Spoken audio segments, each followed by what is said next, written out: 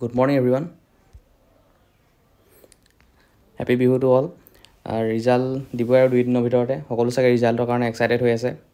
তো ইয়াৰ মাজতে মই ভাবিলোঁ ইলেক্ট্ৰিচিয়ানৰ এটা প্ৰিডিকশ্যন কৰি চাওঁ কাট অফ কিমান হ'ব পাৰে এজ কম্পেয়াৰ টু 2022 চনৰ ৰিজাল্টটোৰ লগত কম্পেয়াৰ কৰি কুৱেশ্যনৰ লগত কম্পেয়াৰ কৰি এইবাৰ ৰিজাল্ট কেনেকুৱা হ'ব পাৰে এটা প্ৰিডিকশ্যন কৰি চাওঁ লজিকেল প্ৰিডিকশ্যন সেই হিচাপে কম্পেয়াৰ কৰি যদি ৰিজাল্ট মোৰ প্ৰিডিকশ্যনটোৰ লগত মিলে পাছত কমেণ্ট এটা কৰি দিব। তো ষ্টাৰ্ট কৰোঁ। তো চাব গ'লে 2022ত পষ্ট ওলাইছিলে 38টা আৰু 25ত এতিয়া যোনটো আপোনালোকে এক্সাম দিছে 32টা ওলাইছে।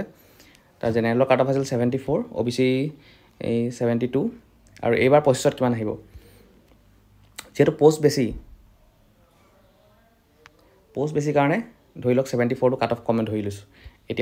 এতিয়া যিহেতু কম কাট অফ বেছি হ'ব লাগে সেই হিচাপে, কিন্তু আমি সেইটো আমি আকৌ মাইনাছ কৰিব পাৰোঁ।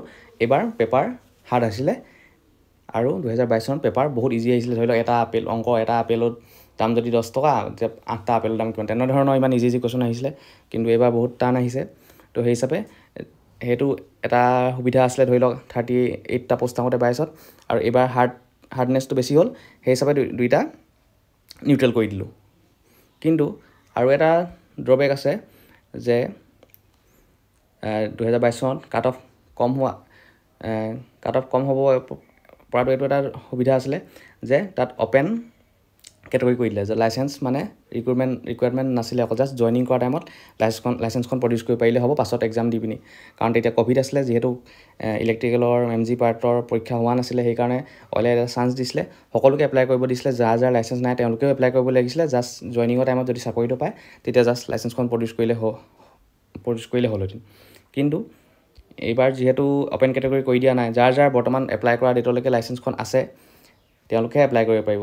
সেইটো হিচাপত কেণ্ডিডেট কম হ'ল, সেইটো হিচাপে কম্পিটিশ্যনটো কম হৈ গ'ল আৰু সেই হিচাপে কাট অফটো কম হ'ব লাগে।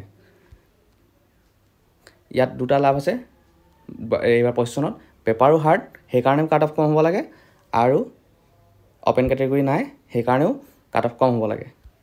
কিন্তু অকল 22ত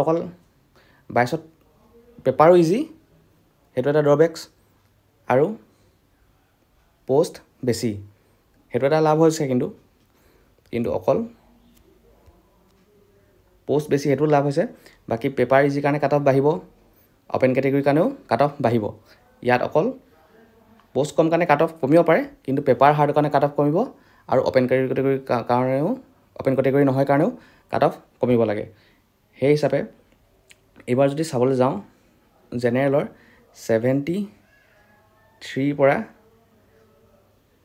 72 আহিবলৈ আছে, হয়তো 70 আহিবলৈ আছে।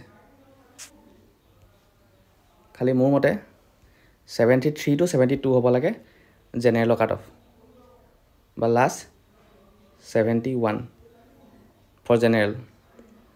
আৰু OBC তেনেকৈ 2 কমাই দিব।